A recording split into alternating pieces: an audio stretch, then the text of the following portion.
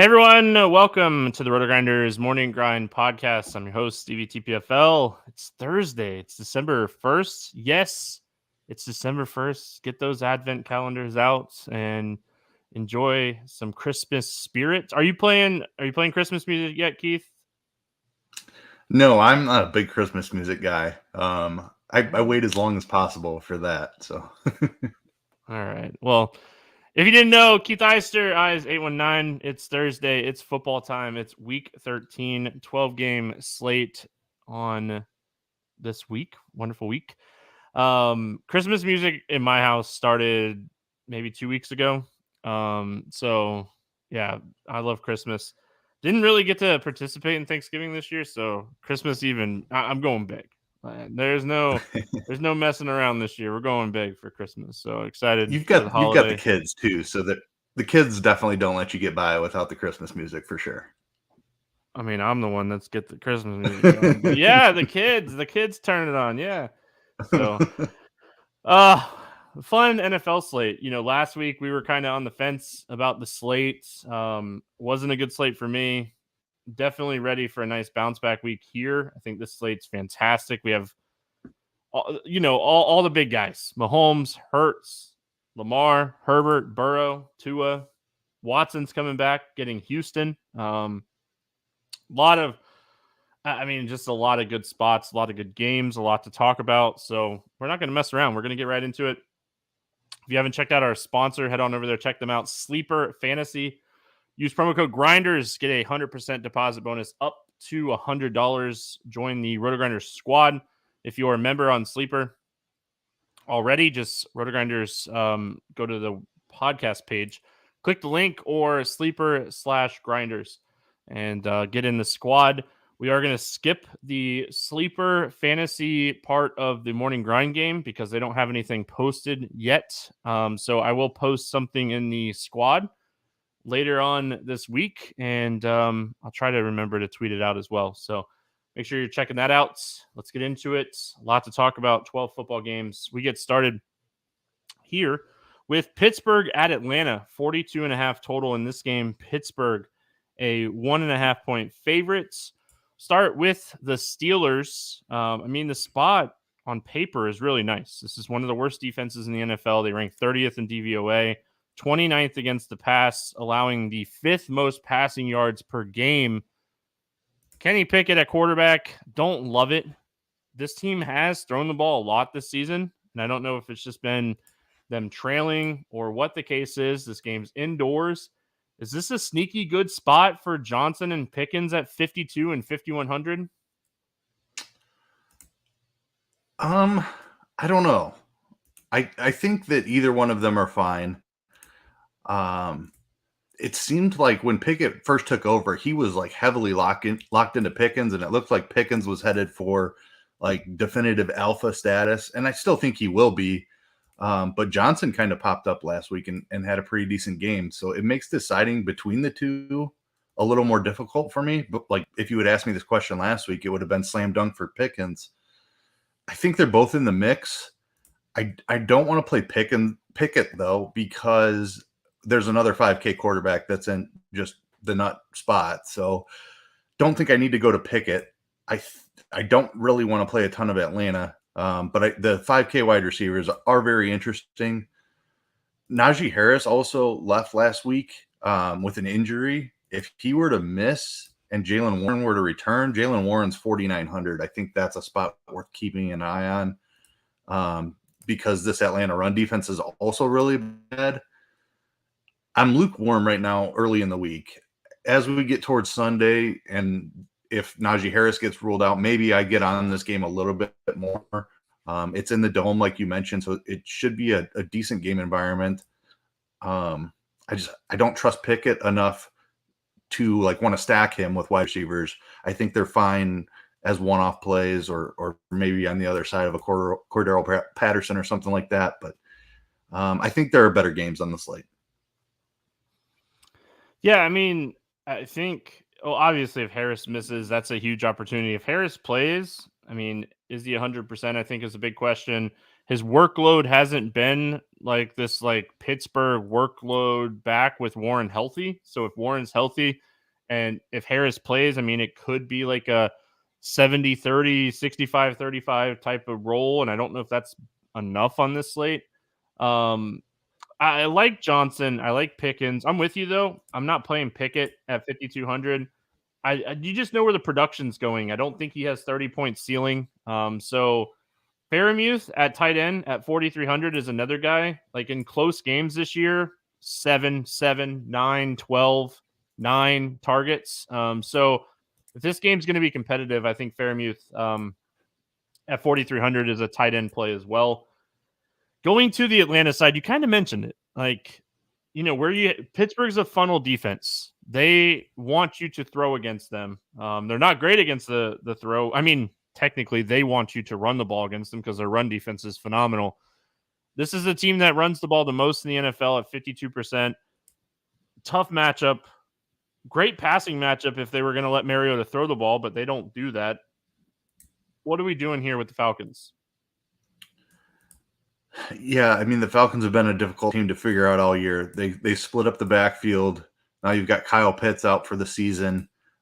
Drake London I've played so much Drake London this year, and it's not been a fun experience over the past 6 weeks or so. I can't imagine I'm going back to it in this spot. This team just doesn't throw enough. I want to be on this game because of the dome. Weather's getting worse across the country in any outdoor games, but just it's a tough offense to target. Patterson at 5,800, I don't mind taking some shots on just because he has that big playability. The other running backs don't get enough work. They're both cheap, but it's kind of a three-headed backfield here to some extent, so it's tough. I don't see any need to go to Mariota. London is 4,700. I wouldn't try to talk you off of it, but I've done it way too much. I don't see myself going back to that again.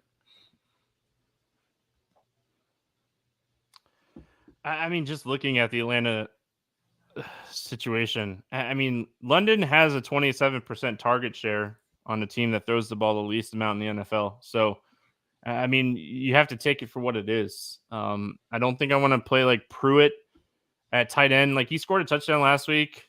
He scored 8 fantasy points or 9 fantasy points, something really low, because there's just no upside here. So I think if I were to run anything back, and I don't think you necessarily need to run Pickens, Johnson, Fairmuth, like these guys back. I don't think you need to in this spot. If I was going to do it, it'd be London. But I'm with you. I've played him a ton this season, so I'm kind of on an island at this point. I don't think this is a spot that I want to play like Marcus Mariota. So, yeah, I mean, Atlanta, you want to have exposure to this game. And we're going to talk about the Jacksonville-Detroit game indoors. Like, that's a juicy game. So it's kind of one of those things where I don't think I end up on a lot on the Atlanta side, if any. Maybe even look at Pittsburgh defense, but the problem with that is Mariota doesn't throw enough to really give you a ton of ceiling for like pick sixes and stuff. So it's tough. Yeah, I was going to mention that the Steelers are really cheap. They're 2,600 on DK, but you cheap, just nailed it. Like I want defenses against a team that's behind by multiple scores and they're dropping back 40 times, so I can rack up those sacks and interceptions. And like Atlanta, like Mariota will throw the interceptions, but I don't know, they just don't throw it enough. I think they're a good cash game defense at that price. Like if you're playing cash lineups, single entry tournaments, like I think they're borderline in that type of contest too. Washington at New York facing the Giants, 40.5 total in this game. Washington 2.5 point favorites. Starting here with Washington. Some news that we're going to be paying attention to this week is Antonio Gibson. He's dealing with a foot injury. If he were to miss this game, Brian Roberts, not the greatest matchup in the world. You know, this defense is ranked 4th in DVOA against the run. But if he was going to get 80% of the running back snaps, we'd have to have interest in that if that was going to be the case at 5,300. So we're going to be paying attention to this Gibson news. Taylor Heineke, man, new pair of shoes. Mr. Heineke, continues to get the job done. We all kind of were like, is this the right decision? for Washington, and it definitely hasn't hurt. I mean, Carson Wentz, you might not have a job when you come back. I'm sorry. I don't see how they can bench Heineke at this point, but talk to me here about the Washington Commanders. Yeah, tough matchup, like you said. Robinson did kind of pop off again last week after having some opportunity to work with over the last couple of weeks and just not doing a whole lot with it. Great matchup against Atlanta last week, and he stepped up, averaged over 5 yards a carry, found the end zone. So with Gibson out, even though it's a tough matchup, like he's so cheap that you have to have interest. This is a guy we've seen get 20 plus carries before. If Gibson was out, I think he would absolutely be in line for that again at 5,300. Even if the efficiency struggles a little bit because of the matchup, he's in play for sure. McLaurin is a guy that I've punched since Heineke returned, and he hasn't really had that monster game. He's 5,800. I don't mind taking some more shots on that. I don't love this Washington offense overall, but the price on McLaurin and the price on Robinson, if Gibson were to miss, that would be my primary Washington exposure here. Just want to throw a note out there really quick. They controlled that game against Atlanta last week. Atlanta plays extremely slow in general because of how much they run the ball, how much clock ticks off as well. Washington, not a fast-paced team either. Heineke only threw the ball 23 times last week. So, I mean, Curtis Samuel, I don't even think had a target last week. So, I mean, and Robinson was just having such a good game on the ground, too, that they didn't really need to throw the ball a lot. I think the Giants are going to put up some points here in this one. So, I have a ton of interest in McLaurin at 5,800. I don't know about Samuel and Dotson because, I mean, trying to get those two right is tough. I mean, with Wentz, it was Samuel, no doubt. But outside of that, I mean, it's really tough. But I think McLaurin is the number one option for me. And then like we said, if Gibson doesn't play, I'm going to have some interest in Robinson. If Gibson plays, I'm probably going to stay away from the running game. The Giants side of this game, I mean, this is a good matchup. Washington, still not a good defense. They're still dealing with some injuries on the defensive side. We thought we were going to get Chase Young back last week. He didn't play again. Maybe back here. How much is he going to play if he does play? I think is a legit question. I think this is a week we could potentially see Barkley have that game again. 8,200. Washington has really struggled against the run. The workload is insane. If they're trailing, he gets passing looks. I think Barkley at 8,200 is one of the top running back plays this week. Yeah, I like Barkley. I know it's been a rough couple of weeks for him here. I played a ton of him against Detroit. Thought that was an awesome spot for him, and he just didn't get the job done. That whole offense didn't get the job done that game, though. It was disappointing for sure. But I'm going right back to him here. I agree with you. He's going to see volume. He's looked amazing for the majority of the season. So I think it's more of a blip, just a bad couple of weeks for Barkley. We'll go right back to him. The passing game, Jones has been running, but I don't know. There are a couple other 5K quarterbacks I'm definitely on this week. I don't see the need to go there. He just doesn't have the receiving core to where he can put up a big ceiling unless he rushes for 100 yards, which he's done, but I don't think it's very likely. Slayton is now way more expensive. If Slayton was still in the low 4Ks, that's a cheap stack. Maybe you could make it work. But I'm probably off the Giants passing game. It would just be Saquon for me. Yeah, I like the McLaurin Barkley combo in this game, staying away from the quarterbacks. I mean, if Gibson's out, I could see using Slayton as a run back to Gibson or Robinson. So he would be my favorite of the passing options. That's not saying much because he is expensive. And I mean, he is getting the yards. He just needs to find the end zone. If he finds the end zone, he's capable of 20 plus. I mean, he is the number one wide receiver right now. So, I mean, I guess Barkley could be potentially the number one wide receiver too. So, I mean, yeah, if I was going to play a wide receiver, it would be Slayton, but I like Barkley. I like the McLaurin-Barkley combo in this game.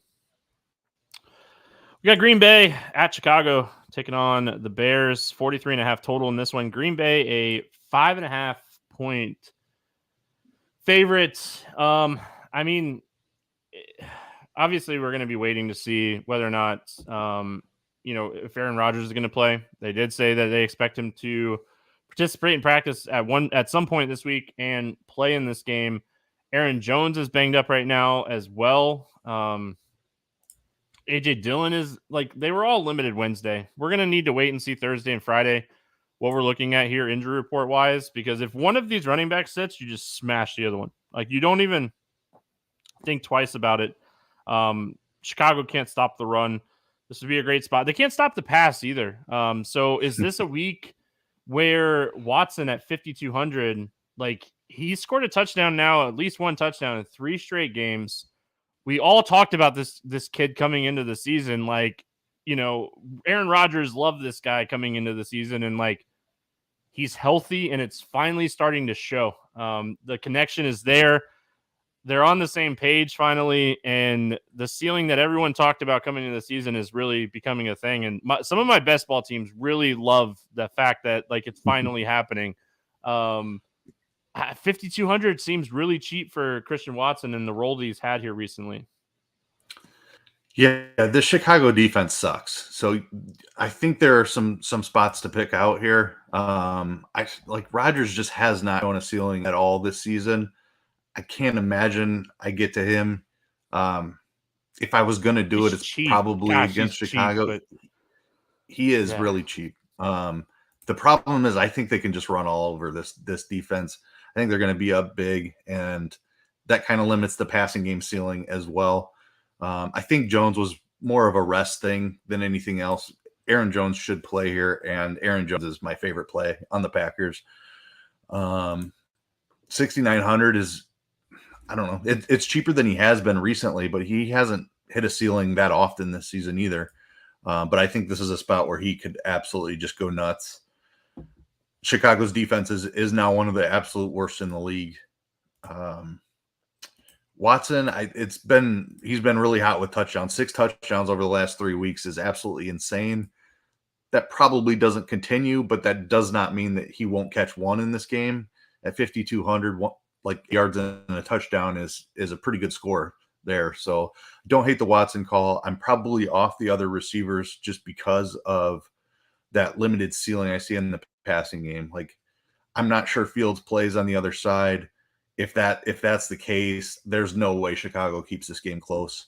I think Green Bay runs over Chicago, and it's going to be mostly on the back of Aaron Jones.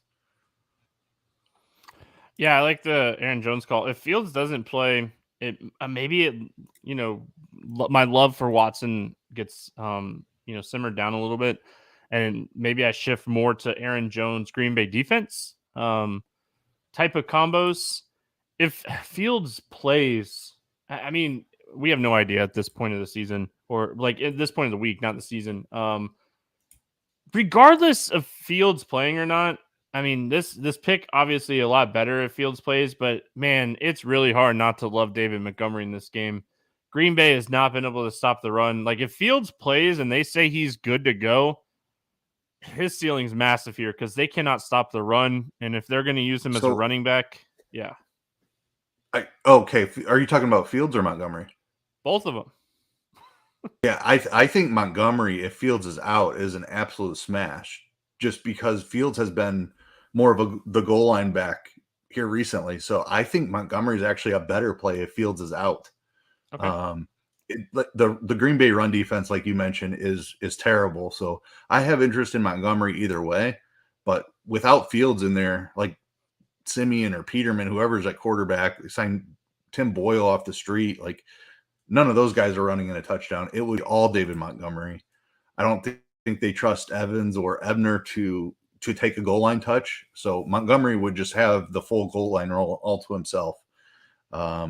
Even in a trailing game script, Montgomery can catch some passes. Evans and Ebner would be a mild concern there to take over some of that passing work.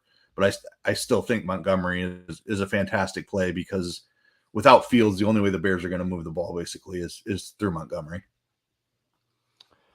I mean, housekeeping notes. like Mooney got placed on the IR Monday.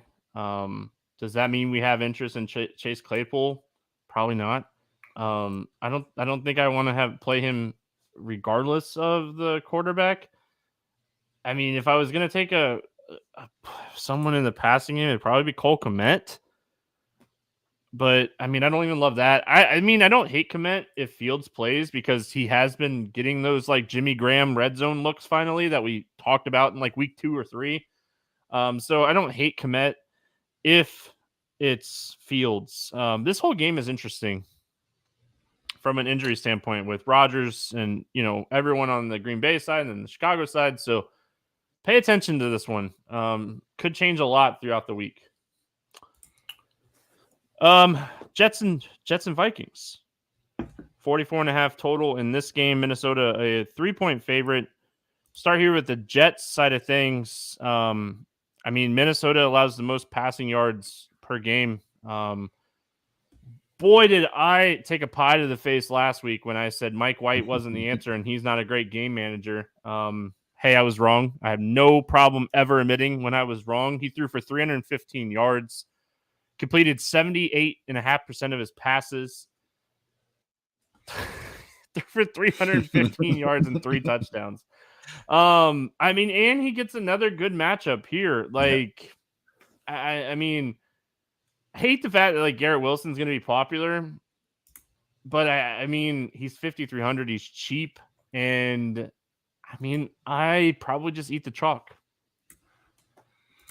Yeah, I have interest again.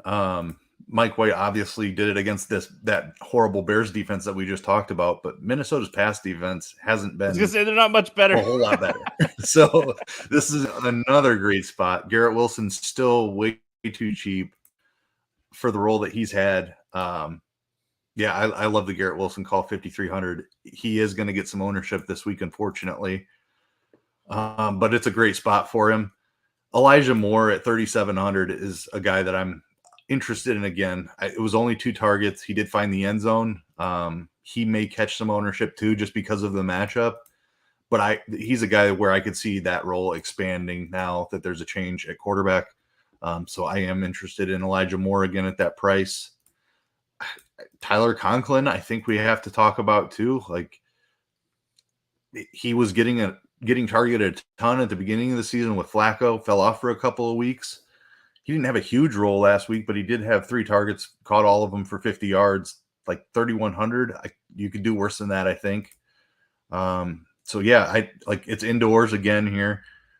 I don't know that I will stack Jets, but I do have interest in a couple of the pass catchers. Wilson first, Conklin and Moore.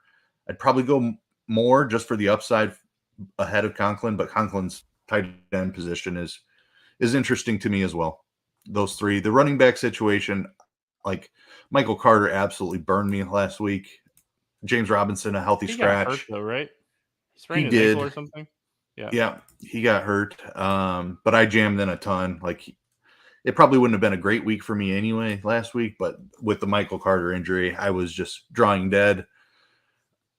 So I don't know.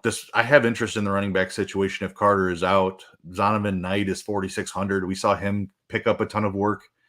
If they know that Carter is going to be inactive, though, I worry that James Robinson would be active. So this running back situation is a little bit muddied. If Carter misses, if Carter's in, then I'm definitely doing it. Yeah, Minnesota a little bit better against the run. I mean, a little bit better. They're still middle of the road, but I mean, they're just terrible against the pass. They allow the most passing yards per game. They're 27th in DVOA against the pass. This is a pretty decent spot. I mean, I might even have a little bit of Mike White with Garrett Wilson in this game because it's a cheap combo that I can run back Justin Jefferson with.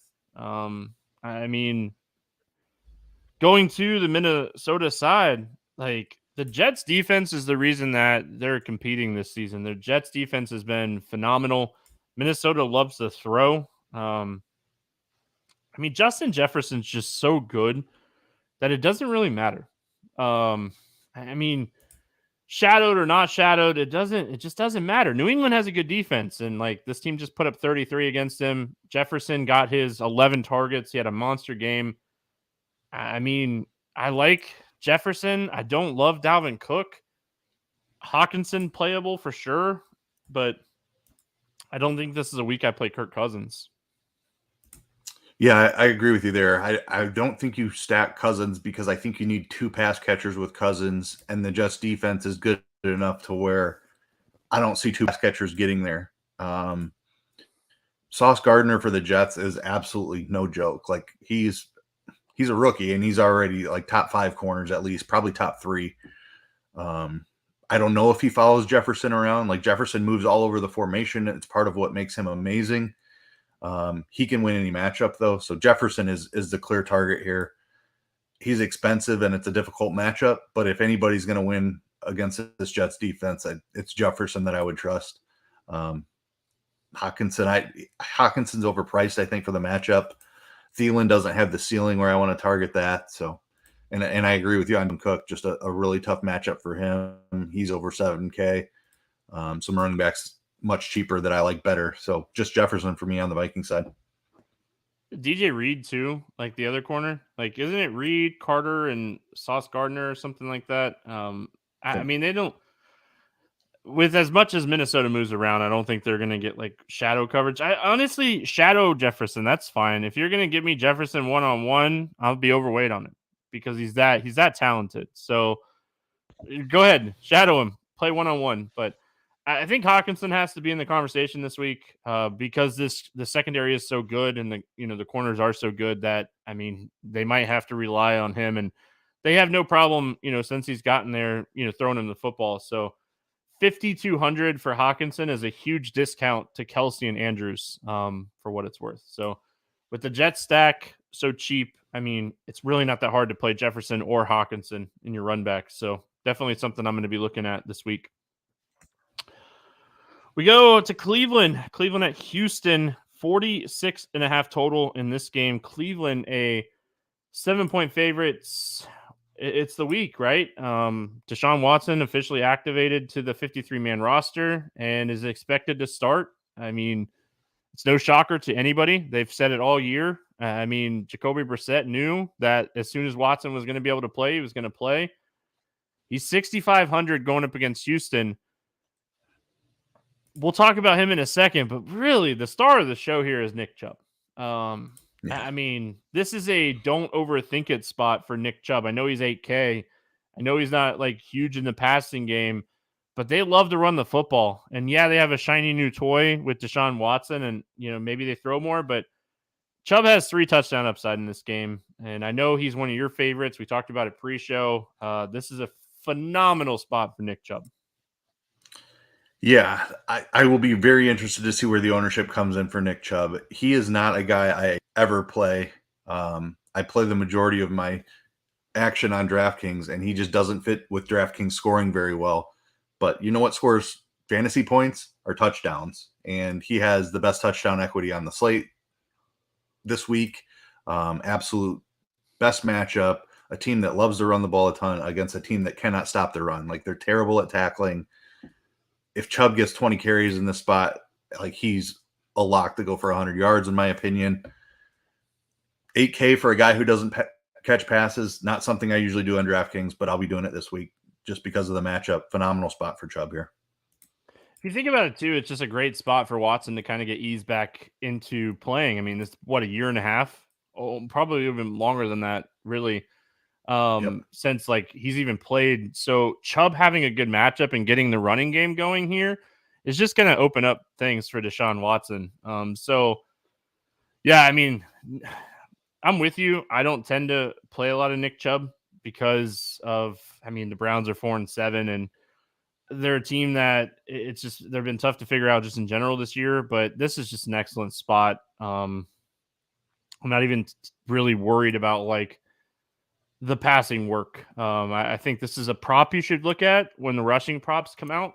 It's not out yet for this game. So it's one that I definitely will probably end up, playing a lot on sleeper and prize picks and stuff. So do we think, it's tough, right? Like Peoples-Jones, Cooper 64, Peoples-Jones is 49. I think that price difference will lead me to playing more Peoples-Jones than Cooper. I don't know if I play Watson but I feel like he's going to have a chip on his shoulder with something to prove, and it's a great matchup to do it in Houston against this defense. Yeah, I mean, like the Miami situation against Houston last week, we kind of saw like Tyreek had a pretty good first half, and then he just didn't do anything in the second half because they were up so big. Like we knew that going in though. Like we knew you pretty much had to get it done in the first half, maybe quarters if Houston somehow kept it within a couple of scores. But it's a similar situation here. I think Cooper would be my lean just for the big playability. I feel like Watson wants to establish that connection. I don't know. I get your argument though. With the cheaper price on Peoples-Jones, maybe that makes sense. I will sprinkle both of them in just because I agree with you. Like Watson has something to prove. He's going to come out here. It wouldn't surprise me if the first touchdown in this game is a Watson passing touchdown. And there will be enough opportunity for one of these wide receivers to get there. So I will sprinkle in the wide receivers. I think they come out, they get Watson his touchdown, and then they go extremely run heavy from there, though. So I'm concerned about Watson's ceiling. I wish he was a little bit more expensive so we didn't have to consider it at all. But this isn't the spot. I think you wait a week on Watson. I do like targeting either one of the wide receivers, though. And then Njoku, if he comes back, I think that would be fine as well. Yeah, I mean, this is a guy, in Houston that, think back to the 2020 season. I actually looked this up before we got going. Like, he finished the season, I think, with over 26 fantasy points at quarterback in like 4 of the last 7 games that year. And was like the number 1 quarterback 2 of those weeks. So, like, Deshaun Watson has the upside to win you a tournament. The thing is, like, if that were to happen, Houston has to keep this game close. So, like, if you're playing Watson, and whether you play Cooper or Peoples-Jones or both of them, or if Njoku's out and you play Bryant and one of those guys, however you do your Watson stacks, you have to run it back. And that is the problem, right? That's the problem we talked about last week with the Dolphins. Like, I was way overweight on Nico Collins last week. He had 9 targets. He had 6 catches, 44 yards. They just couldn't do anything on offense. I'll be overweight on Collins again this week. I'll play Cooks. This game has to stay close for Watson to have that ceiling. Maybe Cleveland puts the foot on the gas and we see them score 5 or 6 touchdowns in this game. But I think your ceiling still is a better chance with like a Cooks or a Collins, a Jordan Akins. I don't think this is a week for Pierce. You could maybe talk me into it. I want to play him in good matchups. This is not the worst matchup in the world, but they've just kind of gone away from him in games on the ground anyway, when they start getting way behind. Yeah, Pierce's price tag is attractive. He's $5,900, but I agree with you. They haven't been as willing to just keep handing it off to him, even when they're down a couple scores. He did get 6 targets last week, which was nice to see after like a couple of down weeks where he did not see the target volume. So maybe I get talked into him as a run back just because of the price and the 6 targets last week. The change at quarterback obviously is something you could directly point to as why that might have seen an uptick. But I agree. Like Collins, to me, he's cheaper than Cooks. He's been seeing nearly the same volume as Cooks over the last 4 weeks or so, ever since the trade deadline. Like Collins is the guy that stands out as the run back. Just the price is the main thing, and the volume that he's been seeing. So I definitely am not stacking any of these guys. I probably won't play Pierce by himself. We have seen him break off a couple of big runs, but there are other options at running back I would target first. You mentioned Cleveland being a decent matchup, but we have to remember that Myles Garrett and Jadeveon Clowney missed a big chunk of this season. The Browns are a much healthier, much better defense now at this point. Yeah, I mean, this is definitely a spot where you could play Chubb Cleveland defense stacks. We were wondering last week whether or not like Kyle Allen was going to come out and throw the ball 30 plus times, and he threw the ball 30 times in a game. They trailed the entire time. They just couldn't get anything going. I don't know. We'll see. We'll see. I mean, and this game's against Houston. Oh, gosh, man, I didn't even think about that. Like the Watson, like, yeah, the chip on the Oh, shoulder is he's going to getting the be first real in this touchdown one. for sure. Yeah, Yeah, might be a rushing touchdown, which is even right. better. Anyway, we're moving on. We have Tennessee at Philadelphia, 44.5 total in this game. Philly, a 5.5 point favorite in this one. We'll start here with the Tennessee side of things. I love playing Derrick Henry on FanDuel mostly. He's just a beast. His workload is insane. His upside is 3 touchdowns. Philly is not the team I want to play Derrick Henry against. And you could play, like, you can make an argument for playing against anybody because he's that good. Okay, I hear your arguments. This is a week that I really think you want to play Burks. I think Tennessee's going to have to rely a little bit more on the pass in this game. Traylon Burks has come back and he's looked fantastic. Maybe some shots on like Austin Hooper in tournaments, but I really think you want to play Burks here because you're going to have interest in Philadelphia. The Tennessee pass defense is not good. So, I mean, Hurts is someone obviously that's really solid. Tennessee, I guess their pass defense has been better than their run defense, but I don't know. What are your thoughts here when it comes to Tennessee? Tennessee's pass defense has been better than the run defense. I don't think that's. Did I write it down? I feel like I wrote it down backwards. Yeah, Tennessee has a really good run defense and a really bad pass defense from my recollection. Yes, I wrote it down backwards. I wrote down 31st, but they've allowed the second most passing yards. Okay, so yeah, I mean we're gonna play some Hurts anyway. Yeah, absolutely. And so Philly just has a great. Yeah, Philly has a great defense in general. So this is a tough spot for Tennessee. They're willing to go to Henry over and over again, though, and I feel like Philly's run defense is worse than their pass defense. I get the wide receivers as far as run backs; they're much cheaper than Derrick Henry.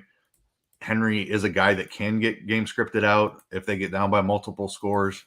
So he's a really tough play, despite him being probably their easiest path to moving the football. But I do kind of feel like Philadelphia gets out ahead in this one. And that makes paying $8,100 for Derrick Henry pretty tough, especially when Burks is $4,600, Woods is $4,300. I think you can go to either one of those guys. Don't even mind Hooper at $3K as a tight end. But yeah, I'm primarily looking for run backs on the other side of my herd stacks, I think.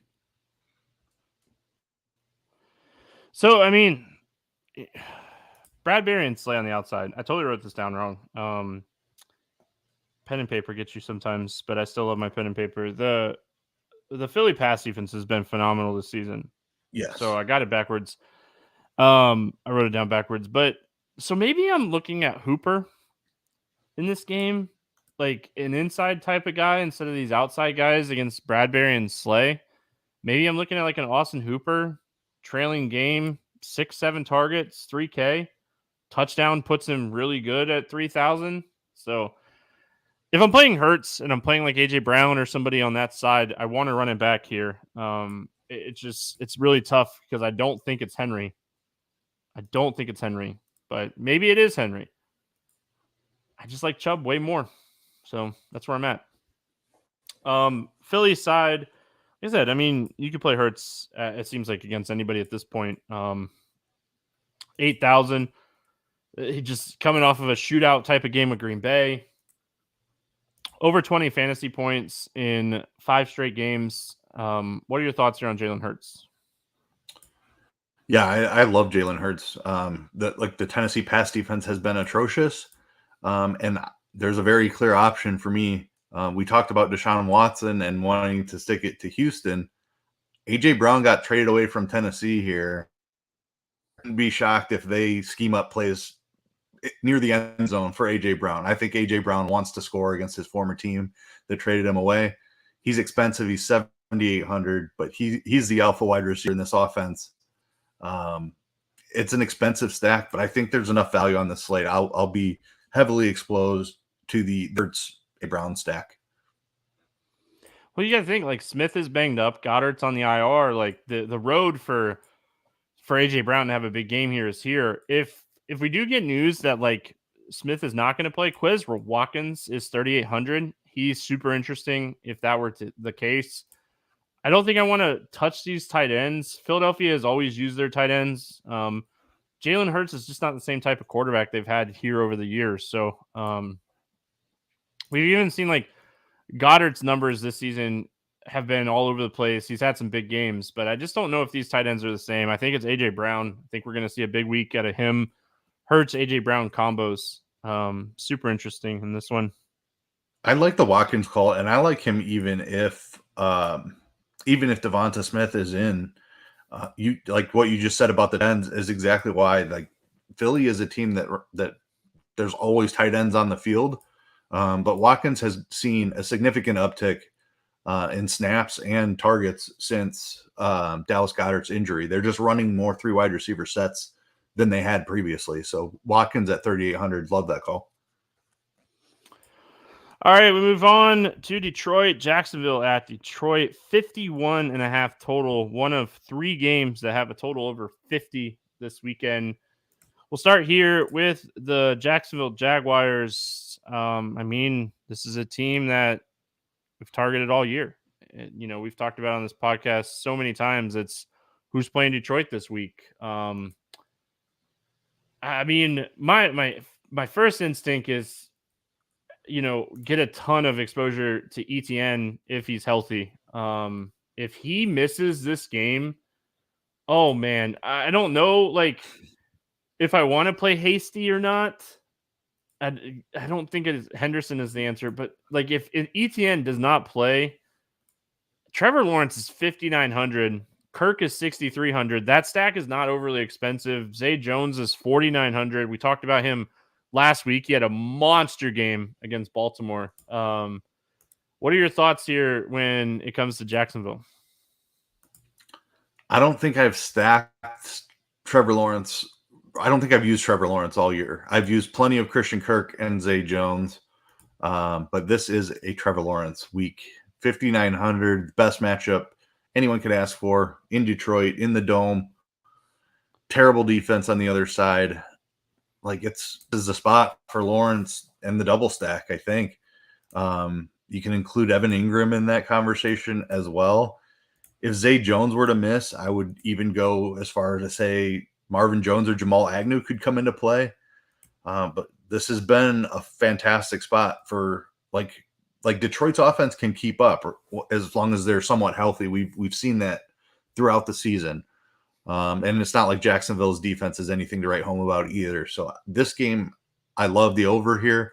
I think there's going to be a ton of points scored, and I think it's going to be another shootout. So give me Lawrence. Kirk would be the number 1 option. Zay Jones if he plays. Otherwise, look at guys like Marvin Jones or Jamal Agnew, and even sprinkle in a little Evan Ingram as well. Richie Smalls in YouTube chat says Coors Field of Football. That's exactly what Detroit is. Oh, yeah. Yeah. I agree. I'm with you. 100%. I really like ETN if he plays. I just want to say that one more time. If they say ETN is good to go and he's healthy, I like him a lot. I like Lawrence and Zay and Kirk. Don't hate the Ingram call.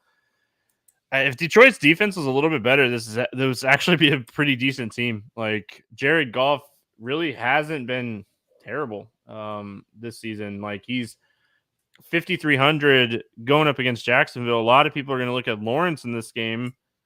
Is there a contrarian road to looking at Jared Goff? And we saw him earlier this year get 30 plus points against Seattle. He's had some 25-point games. Like, is Jared Goff in the conversation this week? I think he has to be. It's in the Dome. Weather's getting colder and everything else.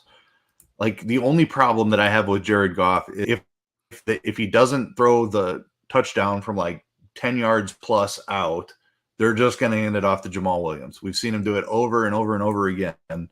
I think that does limit his upside a little bit. But this game environment gives him upside that at 5,300, he could absolutely throw for 303 in this game. I think he's in play. I haven't played Jared Goff all season either, but I'm looking at it. I just think these teams, this is going to be a close enough game. It's similar to the Seattle game, in my opinion, in where two mediocre teams, both with better offenses than defenses. I think Detroit can keep it fairly close with Jacksonville here. The running backs are an issue. I think they'll try to keep the running backs involved, but if they do fall a touchdown behind, they have not been afraid to let Jared Goff sling it around a little bit. So I like Goff, and I absolutely love Amon-Ra St. Brown stacked with him. Yeah, Brown's expensive, but we've talked about him all season. We've been right about him a lot this year, and I don't see a reason not to keep playing him. I know he's 7,100, but honestly, he's kind of a discount to like the Devontae Adams, Tyreek Hill, Justin Jefferson, type of players. He gets similar volume to those guys. Yeah, I was gonna say, like, this game's in the dome, his volume's high, like, Tyreek, like, talent wise, maybe St. Brown is good. Like, he's just on a bad team. So Calvin Johnson, how good was Calvin Johnson on this Detroit team? Got lost in the mix there, but I mean, there's a conversation. Obviously, if you're playing Lawrence and you're playing like Kirk and that type of stuff, there's a conversation to be had to play Jamal Williams in a stack to make your stacks a little bit different. So, I mean, Swift scored a touchdown, or didn't it get called back? I can't remember. I know he scored a touchdown, but I think it got called back last week because that was the Buffalo game. Yeah. Yes. So he scored the week before that. Yeah. But I mean, right now, like carries wise, this is Jamal's backfield until they show us it's not. They're using Swift. They're just not using him a ton right now. And I think that's smart. Keep him healthy. But what do you have to play for? I don't want to play the tight end situation with Hawkinson gone. It's really St. Brown, maybe some Raymond, maybe some Chark, maybe Jared Goff. Interesting game for sure. Yeah, there are some cheap wide receiver options here that I think are in play just because of the game environment. Josh is getting healthy. I don't know if Raymond has passed him or not, but Raymond has been the guy that's gotten the targets the last 2 weeks. Reynolds keeps dropping the ball. Yeah, and that's kind of been an issue throughout his career, right? Like, I don't know. I'll have to look at his snap share from last week. Unfortunately, don't have those numbers in front of me, but he did not get a target last week. Okay. So I don't know if that was just Raymond ran ahead of him or if he was still banged up and just kind of active for emergency only situation. But if Reynolds is active again, I worry about him cutting into Raymond a little bit. DJ Chark was on the field. I don't think DJ Chark is it. So it's probably Raymond or Reynolds for me. As weird as that is to say, but probably Raymond would be my favorite option among these 4K guys right now. He'd be mine as well. I think if Reynolds were to like get snaps, he would take more time from Chark than he would Reynolds, but because St. Brown moves around in formation so much that, I don't think that matters too much. All right, cruising along. We got Denver at Baltimore, 38.5 total. Baltimore 8.5 point favorites. Denver. The Baltimore pass defense has been struggling this season, but I don't think I can do it. Russ is 5,200. He's super cheap, but yeah, he hasn't had a fantasy point game over 20 since week 4 against Las Vegas. Judy's banged up. If he were out, Sutton's cheap. Like, you could make a cheap stack and hope Sutton scores 2 touchdowns, or you could just be like me and maybe play some Sutton. And that's really it. I'm going to play some Baltimore defense is what I'm going to do. It sounds like a good idea to me. Like, what happened to Russell Wilson? It has just been atrocious. Like, I don't understand. Like, the offensive line is decent. He has good weapons with Sutton and Judy. Dulce just hasn't been there, but like, there are decent receiving options here too. I don't get what's happened to Russ Wilson. Like, did he just get old all of a sudden? I don't know. But or did Pete Carroll just believe in him so much that the system was so good for him that he played well above his talent. I don't know. That's possible, I suppose. But yeah, I'm definitely not doing it against Baltimore here. Sutton is cheap. Judy out. I think you could pencil him in for close to double-digit targets. He's had that the last 3 weeks, though, and still hasn't gotten there because of how much this offense struggles. So lowest scoring offense in football, which is just wild. I don't think anybody saw that coming in. No, I don't want to play passing game. It's just not there. Dulcich at tight end, just because of the position, is somebody I don't mind taking shots on. And Sutton, because of the price, if Judy is out, I suppose would be okay, but I'm definitely not doing any stacks here. The running back situation, really tough matchup here, but Latavius Murray should have the backfield again. Chance that Mike Boone returns, which might cut into his passing work a little bit. Just it's not an efficient offense, and I still worry about it. Murray is still really cheap at 5,300, so I could see myself taking some shots on him depending on what other value opens up. Like, he's in play, but probably not somebody that I would consider going way overweight on. Tough matchup. I got on Murray a little bit towards the end of last week, played him a little bit. I mean, he had one big run. Really, like, he had 12 carries for 40 yards, and he had one 52-yard carry. He had one catch for 6 yards. Tough matchup. I can't rely on Latavius Murray. He would have to score a couple touchdowns, and I don't think that's going to be the case. The Baltimore side, Lamar Jackson was someone people really talked about a lot last week. I was shocked. You and I talked about, like, how he really just hasn't had a huge ceiling lately. And I mean, I read a lot of stuff around the industry. A lot of people like Lamar Jackson last week, and I get it. Against Jacksonville, he ran the ball for 89 yards last week and scored 24 fantasy points. I mean, it's a huge concern now at 7,800. We have some huge names on this slate. Denver defense is like no pushover defense by any means, especially against the pass. Like, I think I might just stay away from Baltimore. Like, just Baltimore in general. Like, Andrews is 6,600.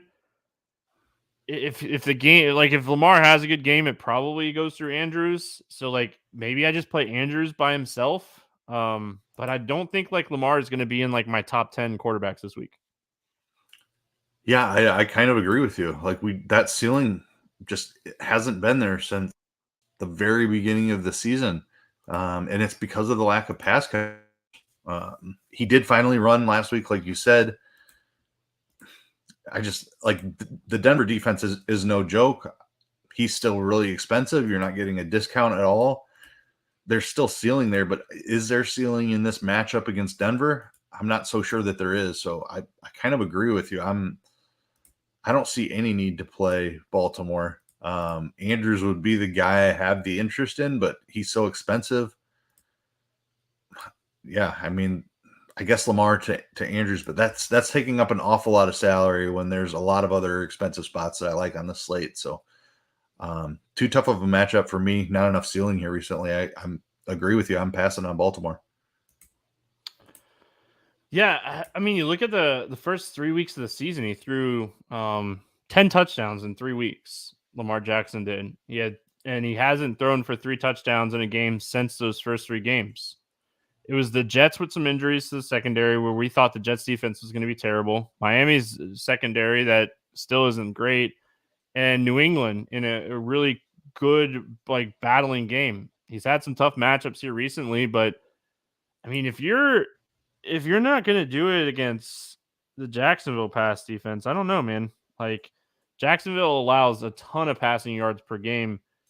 He had 254 passing yards. He's not throwing the touchdowns. So again, like, if he throws 2 or 3 touchdowns in this game, I'm just hoping that it goes through Andrews, and I just hope Lamar doesn't run for 100 yards or something like that. So,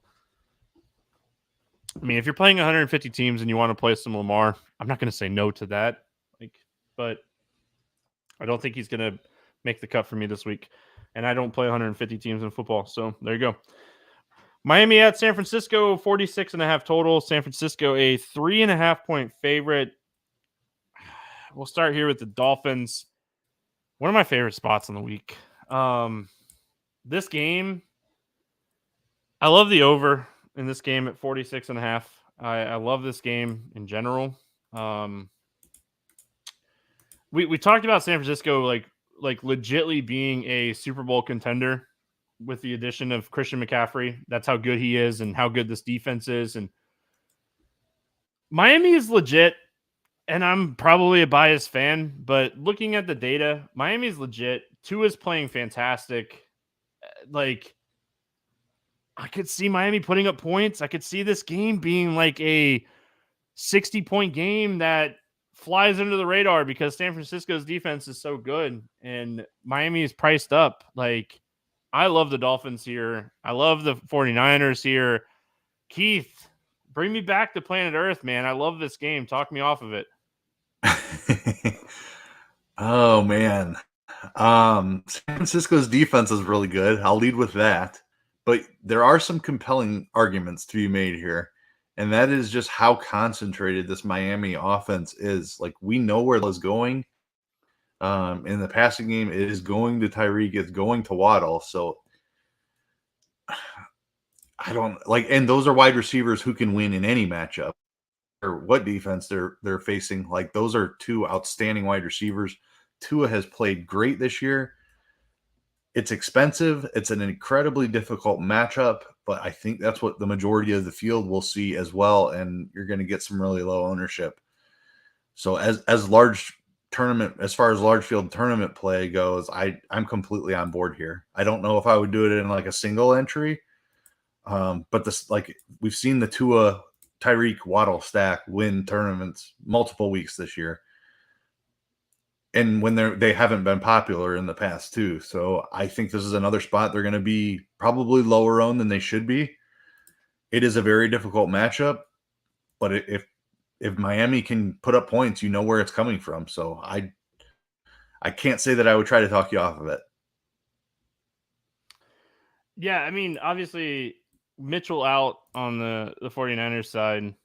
Christian McCaffrey, this is all assuming that he plays this week, but I mean, gosh, even if he doesn't play,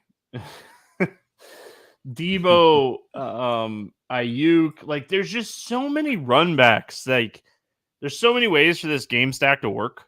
And I just feel like this is just going to be the week where they just go overlooked. Like, I don't see a lot of people paying $8,800 for Tyreek Hill, knowing like this dude is one of maybe 5 wide receivers in the NFL that can put up 40 plus fantasy points. And one of them is on the IR in Cooper Kupp. So the upside and the ceiling is just massive.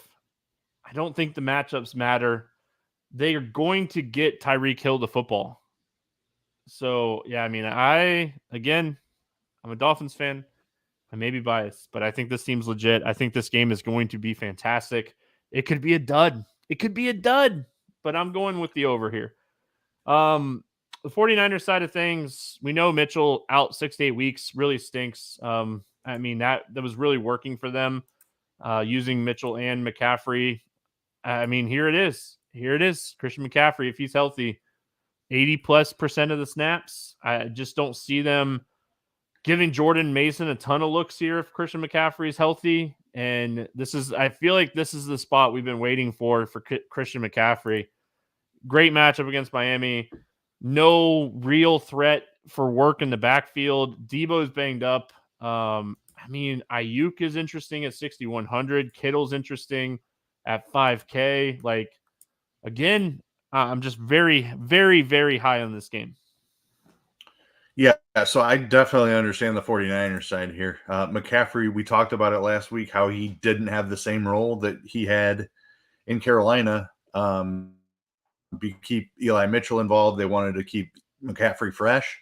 Well, with Mitchell out now, they don't have much of a choice. This is McCaffrey's backfield. You see Davis Price elevated. Maybe Mason gets more involved, but they're still not going to be anywhere near as involved as Eli Mitchell was. So McCaffrey in a good matchup, 8,600. I like that call a lot. Great spot for McCaffrey. He's game script proofed. Would be a phenomenal run back no matter how the game is going. The other side, like, do I want to play Jimmy is kind of my question here, and I think I have some interest.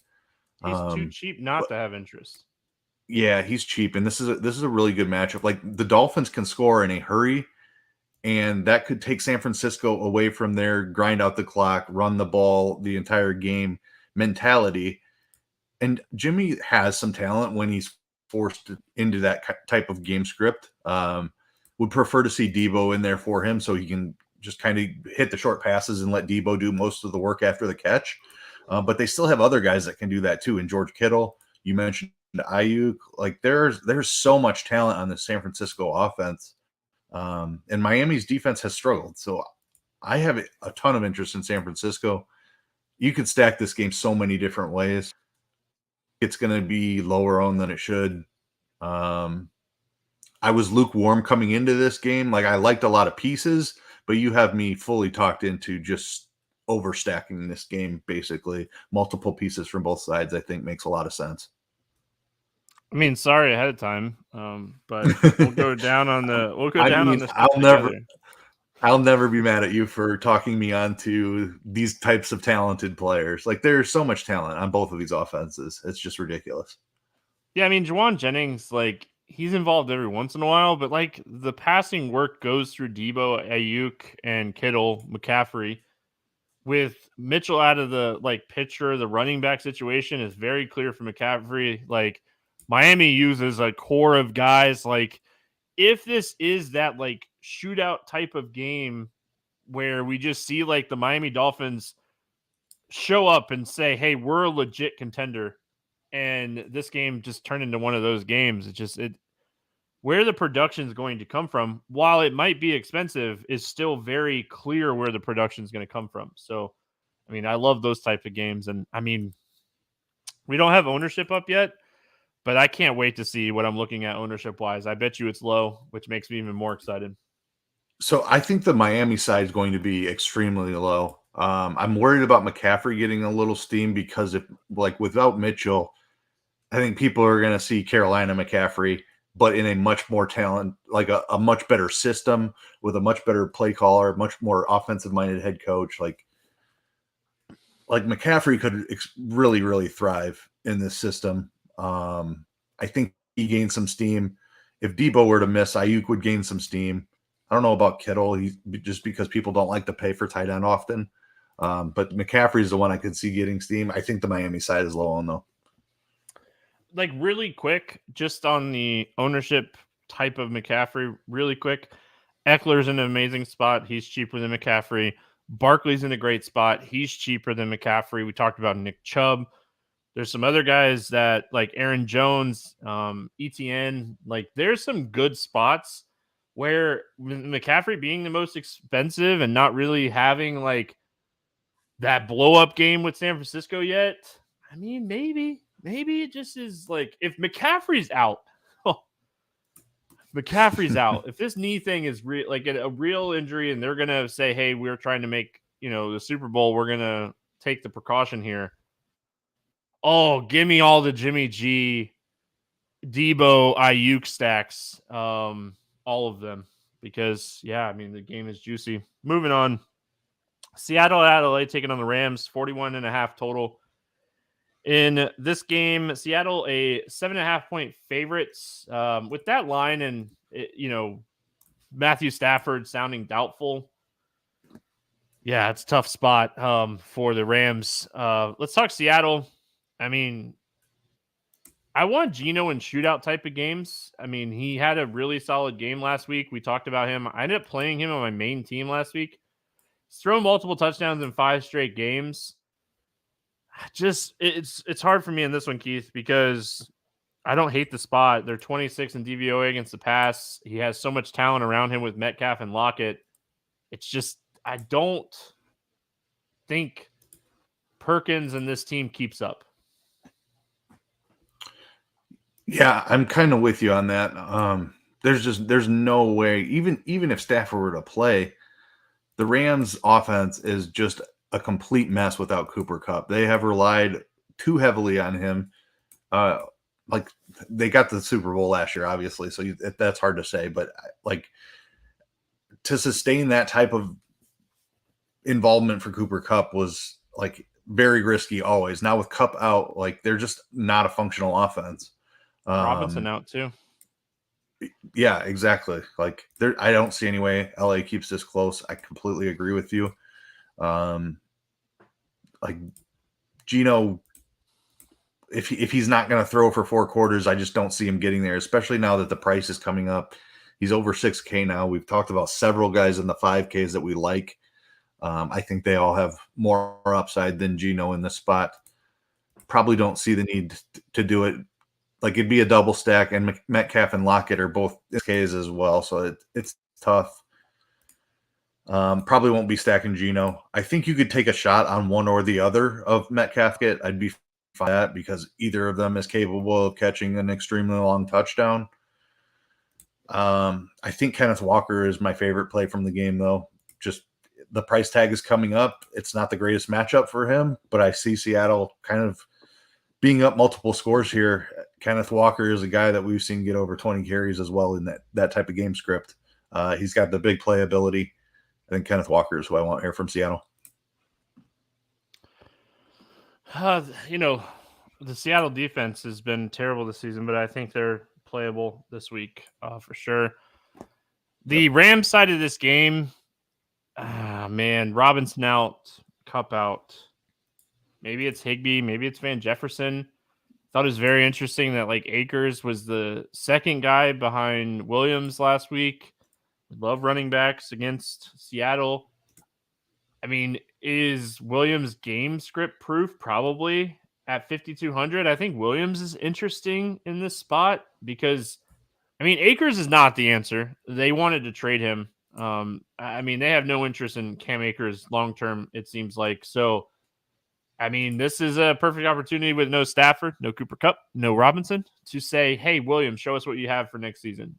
So I think Williams at 5,200 is interesting. And then Van Jefferson is 4,800. He's going to get a ton of targets if they get behind in this game. Him and Higbee are both interesting. But, Higbee didn't even see a target last week. So, I don't know. It's tough.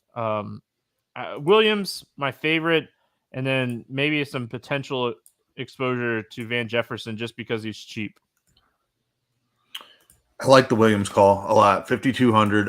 I do agree with you. He's game script proof. A guy who caught passes in college.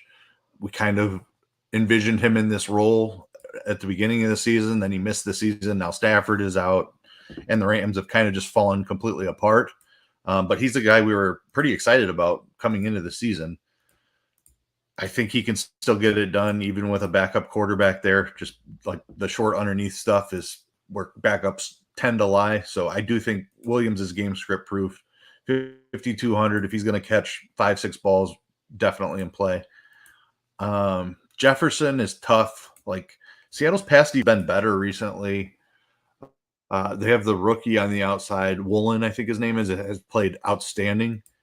I don't see Bryce Perkins or if it's Wolford under center. Like I just don't see their back being able to do very much, even if they're down and Seattle's kind of sitting back in a deep cover defense. Like maybe there's some opportunity there just because of that. And I need to take a closer look, but Williams is definitely the guy I want here. Higbee's price has come way down, but it's tough to go to that like with the quarterback change. You just knew Stafford was going to target him a ton. And now if Stafford doesn't play, you don't have that same security. So I don't know what to do with the passing game. I think they're going to be trailing. I think they're going to have to throw it more than they want to, but I probably just still play Williams because I think he's game script proof, like you said. Yeah, it could be a 5 catch plus type of game for Williams and getting 10 rushing attempts plus against the Seattle defense. He seems like the answer. A fade of the Rams is very playable as well. A lot of injuries. And Perkins, what did he throw about 20 times last week, 23 times, something like that. It wasn't a lot. So we got the Chargers at the Raiders, 50.5 total. These last 2 games are really juicy.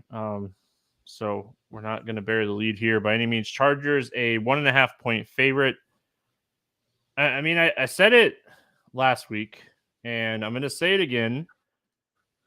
It wasn't the terrible, like he scored a touchdown, so it wasn't terrible, but Keenan Allen, my favorite wide receiver this week. The Raiders have allowed the most fantasy points per game to opposing slot corner or wide receivers. The Chargers throw the ball 68.9% of the time, which is the highest in the NFL. Keenan Allen is in a amazing spot here. I mean, I don't hate Eckler at 8,500. He's so involved in the passing game that his ceiling is just massive. It's just so expensive that I'm going to take the discount and play Keenan Allen here. Yeah, I completely agree with you. Mike Williams probably not making it back. Maybe he does. Even if he does, I still love Keenan Allen in the spot. If Mike Williams is out again, he's the top wide receiver on the slate for me as well. Yeah, like we know he's a volume guy. When Mike Williams isn't there, his equity goes, so that gives him more value. Great matchup for him against Las Vegas indoors here. This is one of my favorite game environments of the week. Keenan Allen is a smash. I will have a ton of Justin Herbert as well. Depending on whether Mike Williams makes it back. Like if Mike Williams tries to come back again, that's gonna, I don't know. I'm hesitant to play people coming off of high ankle sprains. We saw him come back too early once already and re-aggravate it. So it's probably just Keenan for me. Don't mind Gerald Everett either. If Mike Williams is active, I probably just stick to Allen and Everett. If Williams is out, you can certainly look at Josh Palmer and DeAndre Carter. Again, Carter is still really cheap. We saw him pop up with 10 targets again last week. He hasn't gotten that every week that they've been shorthanded at wide receiver, but just because he has that upside at 3,900, he's got to be in the conversation if Williams is out again. I like the Carter call a lot if Williams sits. Just too cheap for the potential, right? So if Mike Williams plays, I like Allen more. I think it that makes sense. I mean, yeah, I think it helps Keenan Allen. I think he's, regardless, I think Keenan Allen is a phenomenal play this week. I mean, on the Raiders side of this game, yeah, I mean, it's hard not to have interest in Adams. He's just really expensive. Josh Jacobs, okay, I know he broke the long run for 86 yards, and he was having a really good game before that, and he's low-key been really good against tough matchups. Like, this is a fantastic spot for him. I mean, this team ranks 29th in DVOA against the run, 5th most running yards per game. One of my favorite player props that we're going to talk about later is Josh Jacobs' rushing prop. I love Josh Jacobs this week. I need to remember you said that and remember to play him because you're right. He absolutely had me buried before he called game in overtime. He had another phenomenal game, and then he ran for an 86-yard touchdown on top of that. And he was just somebody you had no chance to win without. I had 0 shares of last week. That was probably a mistake. Just a guy who's shown a massive ceiling this year. Just got to suck it up and play him. Got that bias from being burned by him in the past that I need to figure out how to get over. This is a great matchup. We know the Chargers have been a run funnel for a very long time. You hate seeing him on the injury report. I let it scare me off last week. I will not make that mistake again. 7,900 for a guy like he just has the 3 touchdown upside that can absolutely, that you absolutely have to have on a slate. So you have to have some exposure here. And it's a phenomenal matchup. So got to go right back to Jacobs. Adams, I played, was the Raider way I played the Raiders last week. The Chargers have an extremely good pass defense. Tougher matchup for him. I think that comes with low ownership, though. And he's another guy who can just absolutely put up a monster score on any given week. So I will include some Adams as well, especially with Renfro and Waller out of this offense. It's one of those concentrated offense. We know where the production is going here. Just play some Jacobs, play some Adams, and you can get the majority of the Raiders production here. I'm going to throw one more name out there, Mac Hollins. ended up on him on my afternoon like main lineup last week, and I think he had 15 or 16 points. He's going to need a touchdown for you to really give you like the upside, but they're getting him the targets. And the thing that I even mentioned this last week with like Jacobs is ever since Waller's been out, his target share has gone up. So listen, you didn't listen to me last week, Keith. I mentioned Josh Jacobs. You didn't listen to me. It's okay. I think I had him ranked like 6 on expert rankings. So like that's listen, it wasn't great. I talked about it on the Monday NBA podcast. I think I had 20 or 25% Jacobs, and all of the teams I played Jacobs on were terrible. So it didn't matter. So there you go. Like this game. I'm with you. This is a great game environment. It's a fantastic game. It's definitely one of the games you want to be targeting. If you're leading tournaments and you don't have any players in the 4:00 slot, you're probably not going to be leading the tournament when it's over, because we finished it out with Kansas City at Cincinnati. 52.5 total on this game. Kansas City, a 2.5-point favorite on the road. 2 decent defenses, 2 amazing offenses with so much ceiling and so much upside. We'll start here with Patrick Mahomes and Travis Kelce. I hate paying up at tight end, but Travis Kelce has 30-plus point upside this week. It might be just a week where you sacrifice one of your wide receiver spots and just say Kelce at 7,900 as a wide receiver 1 is too cheap. Yeah, I think that's a look at it. Is to compare him to the wide receivers in this range. Like we just talked about Devontae Adams on the other side of this game. Travis Kelce has the same target share, but he is 800 cheaper than Adams was. I think that's a phenomenal way to look at it. Kelce has some of the best upside on the slate. I think like the Cincinnati defense has been really good, but that doesn't matter when we have teams, this type of elite matchup with 2 of the best teams in the NFL. Mahomes can win in any matchup. Travis Kelce can win in any matchup. Those are the 2 guys that I want on the Kansas City side. I certainly will mix in some wide receivers as well, especially if we get guys rolled out again. Hardman's on the IR. We know he's out. Tony's questionable. Juju's questionable. If either of those guys are to miss, I think Juju plays. Yeah, he should, and he played last week, so he should be back. At 5,700, I'll take some shots there. Like he was before he went down with the injury, had a couple of really nice weeks in a row. So Juju would be my favorite. If Tony is out, you can go even cheaper than that. Like MVS is never a guy I really like to play. He just, like, even if he gets behind the defense, he ends up dropping it. So that's always frustrating. And Sky Moore, I think, are totally fine to take shots on at 3K if Tony is out. I love Sky Moore. I think he is a phenomenal play. Quietly 6 targets in back-to-back games, assuming that Tony doesn't play. Because it sounds like he's getting better, but he's still not going to be ready for this week. So it just goes back to my point of how good Travis Kelce is.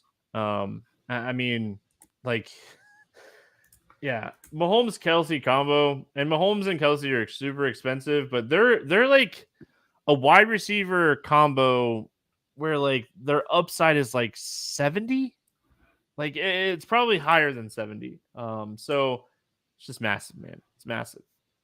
And especially in a game this, Yeah, Kelsey's had 38 before, 33 before. So yeah, and I'm sure Mahomes had close to 40 in those games. So yeah, 75, 80, I think is the upside there. And that's a ridiculous number. Yeah, that's 2 players. And I know they're expensive, but I mean, yeah. We didn't mention Paccio. He's 5,700. McKinnon got banged up last week. I think it was hamstring. Like, if we get to the point where he's out now too, like Paccio is going to be competing with like Ronald Jones, who was inactive for the first 11 weeks. So, practice squad Ronald Jones. So, I mean, he's going to be a cheaper option at 5,700. He's not my favorite play this week. I was way overweight on him last week because the matchup with the Rams was good. He got the carries. His average kind of got skewed a little bit because of the end of the game, but they were just running him right into the defense at the end of the game. But anyway, Kelce, I hardly ever sit here on this podcast and say this is a week you want to play Travis Kelce because I hate paying up. This is a week you could play Kelce in the flex and run 2 tight ends if you wanted to, because he is a wide receiver 1 this week. So, Burrow, the other side of this game. I mean, Joe Burrow is 6,900. He's capable of putting up 30, 35, 40 plus point games. He's a guy with a massive ceiling. Mixon still in concussion protocol. He practiced limited Wednesday, and pay attention to that. Jamar Chase is getting close to being back with the hip injury. If he were to sit again, T. Higgins just continues to tee off on defenses. He's in a phenomenal spot. I mean, I wouldn't mind looking at Hayden Hurst. The only problem is I want to run Kelce back. So what are your thoughts here on Cincinnati? Yeah, entirely dependent upon the injuries here. If Mixon plays, I think he's a phenomenal play. A concussion is never something that we're concerned about, like a guy coming back and re-aggravating. So if he's clear, Mixon against this Kansas City defense is a phenomenal play in my opinion. And I don't think he's going to catch much ownership because he's going to have that Q tag next to him all week long. I have just as much interest in the passing game. This is absolutely shootout potential here where we could see 50 dropbacks on both sides. All dependent upon Jamar Chase. If Chase is out, T. Higgins is probably the top wide receiver on the slate. If Chase is in there, a little bit tougher to play him. Multi-week injury. It was a hip, I believe. Yeah, he's been out since week 7. Yeah. So, I mean, they seem to be being careful with him. So if he's active, I assume that he's in there and ready to play. Like, I don't know that they would activate him just to be like a decoy situation. We have seen them do that with T. Higgins, though. So I have a little concern. Like when Higgins missed a couple games early. And use him like 40% of the snaps just in key situations too.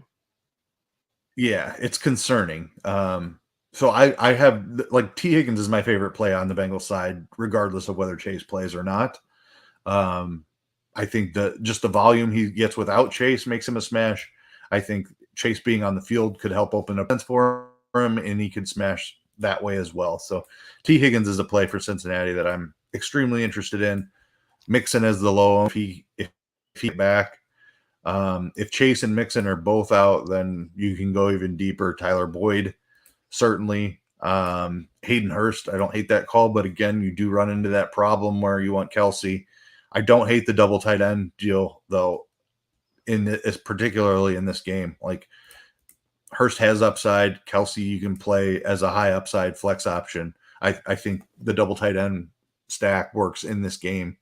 Be totally fine with that, but want tons of exposure here for sure. Yeah, I mean, this is a fantastic game.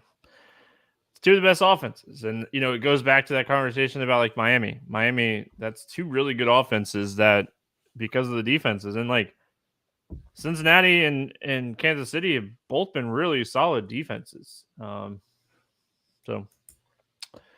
all right, let's get into the morning grind game. Cruise through this one today. Give me a quarterback for 300 plus passing yards. Who do you got? I'm going to go Justin Herbert. He's got Keenan Allen back indoors against Las Vegas. He threw for like 280 against them the first time these teams met. Great spot for Herbert. So I had originally written down Trevor Lawrence here because everything I had read, like ETN is really banged up. I'm going to say Trevor Lawrence. I don't think he throws for 300 plus yards if ETN plays, but I do think he has a good week. It's just, yeah. Low owned running back for a touchdown. We usually have projected ownership up. It's not up yet. What are your thoughts here as far as a low owned running back for a touchdown? This is not a guy that I love to play, but he's leading the NFL in rushing touchdowns. He has a fantastic matchup against Jacksonville this week. Jamal Williams, I don't think is going to get played. I mean, I think we need to consider him more than we have. He is ahead of DeAndre Swift and has been for quite some time. So I need to be playing more of him personally. I know that. I love that call. I obviously wrote it down as well. Do you think Kyren Williams, is it Kyren Williams, for the Rams gets a lot of ownership this week? No, I do not. All right, that's I what I'm think gonna go people are with so then. down on that offense that I don't think that'll be popular. All right. I like it. And Cam Akers, I feel like, is everyone's favorite still, and he's just not involved. Give me a quarterback wide receiver stack for a touchdown. This is going to be Hurts to A.J. Brown for me. A.J. Brown going back to Tennessee, or I guess Tennessee's going there, but I think that A.J. will be given the first touchdown of the game. I like it. I'm going to go to a spot that I talked about that I love this week. Tua to my boy Tyreek Hill. 200+ yards for Tyreek this week. My hot take. Oh, there boy. it is. I'm going to write it in the extra survey as well. 200+ yards for Tyreek Hill. That's my hot take this week. Love it. Wide receiver for 8+ targets. Who do you got? I'm going to go Christian Kirk. Zay Jones is a little bit banged up. We love that game environment. I think there's a ton of passing in that game. A lot of back and forth. Christian Kirk against Detroit in Coors Field of the NFL. Yeah, I like that comment. That comment made me laugh. I wrote down Scary Terry. Going back to a game that we talked about really early in the podcast. I think Terry McLaurin is in line for a bunch of targets in this game against the Giants. Didn't see a ton of targets last week, but that game against Atlanta was slow and kind of handled it. So give me Terry McLaurin for 8+ targets this week. Tight end, not named Kelsey, Andrews, or Hawkinson that scores a touchdown this week. All right, you cut it off just in time. I'm going to go George Kittle. Like Miami, like this is a good game environment. You talked about how much you loved it. I liked the San Francisco side of this already. Was a little concerned about playing Miami against a really tough San Francisco defense, but into it, so much talent on that Miami offense. Should be a back and forth game here, close game, talented offenses. Kittle's going to be a big part of that. Said this guy last week, and it didn't happen. Obviously, he kind of busted, but I'm going to go back to the well on Austin Hooper. No one's playing Austin Hooper this week. They're going to be trailing in this game to Philadelphia. I think they're going to have to abandon the run a little bit. I think everyone's going to look to Burks. I think we could see 6-7 targets here from Austin Hooper. So give me Austin Hooper for a touchdown. Defense. For 10+ points. Who do you got? I'm going to go Cleveland Browns. Just healthier team against just a non-NFL quarterback in Houston there. Yeah, Cleveland. Bunch of sacks, couple turnovers. They should get there. This defense is cheap. And I've talked about them so much this year. Give me the Jets. Minnesota could easily crush the Jets here, but the Jets get sacks. Kirk Cousins likes to get sacks. Kirk Cousins throws picks. They get after the ball. There's a chance the Vikings could score 25+ points in this game and the Jets defense still get close to getting there. So I think the Jets are one of the best tournament defenses this week. I think they're going to be very overlooked. I think you could play the Jets defense in so many different scenarios. So I like the Jets defense a lot this week. Favorite money line. A money line against the spread. Anything standing out to you this week? I hate to do it, but I have to go against my Bears here. Green Bay is going to roll them, whether Justin Fields plays or not. Aaron Rodgers sounds like he's going to make it back for this game. Green Bay always plays well against Chicago. I think you said it was 5.5 earlier. I saw a 4.5 out there. So I've got It Green was Bay 4.5. It's moved to 5.5. It opened at 2.5, and it's already to 5.5. All right, so Green Bay, I guess. I like that one. I don't know. I struggle with this one this week. There's not one that like jumps off the page to me, but give me Jacksonville money line. It's like Jacksonville +1, I think is the last. Yeah, +1. Lions are favored by 1 right now. So just give me the Jacksonville money line. I mean, this game opened at 48.5. It's at 51.5. I think Jacksonville has the better team, even though this game's in Detroit. I mean, there's no such thing as home field advantage for Detroit. So give me the Jacksonville money line. Over under. Anything standing out to you over under? The total in Pittsburgh, Atlanta was a bit surprising just because we have two bad offenses. It's in the dome, which obviously props it up a little bit. But sitting at 42 points, I like Atlanta under 42 points. Two really slow teams, two teams that like to run the ball, prefer to run the ball. I could see that game slowing down quite a bit. I bet you could guess which one I'm taking. San Francisco? That's right. Over 46.5.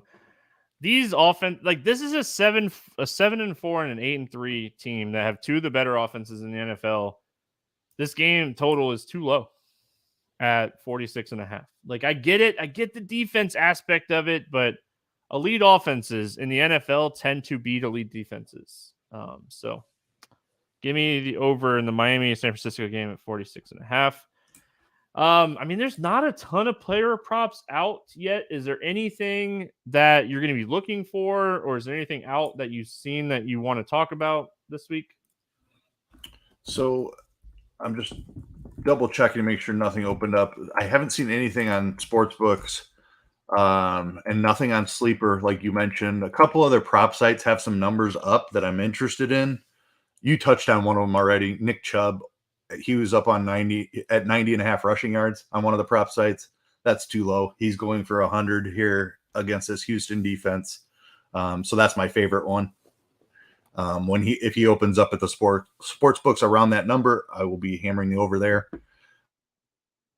The one that I'm keeping an eye on, he was at 58.5 at one of the prop sites. I know he's a little bit banged up, but this Chicago defense isn't stopping anybody. So I like Aaron Jones over 58.5 rushing yards as well. Yeah. I mean, it's hard for me not to say, I'm just looking. I was looking because, I mean, I was struggling to find something. I was looking at Prize Picks really quick to see. I know they had your Chubb line at 90.5. I'm with you on that. I like that a lot. Yeah, I mean, I'm going to be looking. I don't see.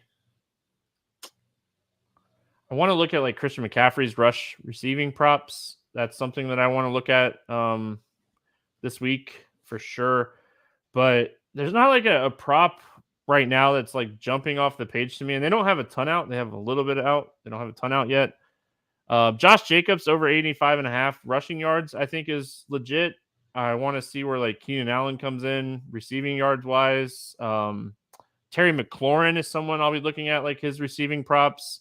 And then if we get the news that like Aaron Rodgers is going to play, Christian Watson is 47.5 receiving yards on Prize Picks. I love the over on that one. I'm going to actually plug in Chubb over and Watson over on Prize Picks right now and get those two locked in for a two-pick power play. So if you're watching live on YouTube, there you go. Keith, any final thoughts before we get out of here? No, I don't think so. Should be a fun week. Couple of really juicy late games, big potential with some dome games in the early window as well. Should be a pretty fun slate here. I know one thing. I'm glad we're talking some football. Basketball did not go well for me on Wednesday nights. Way overweight on Halliburton, and they are getting beat by 30 in the fourth quarter. So definitely glad we talked some football today. We'll be back talking some hoops tomorrow. It will actually be Keith again joining me. So hang out for that. Hope everyone has a fantastic Thursday. We'll see you again tomorrow.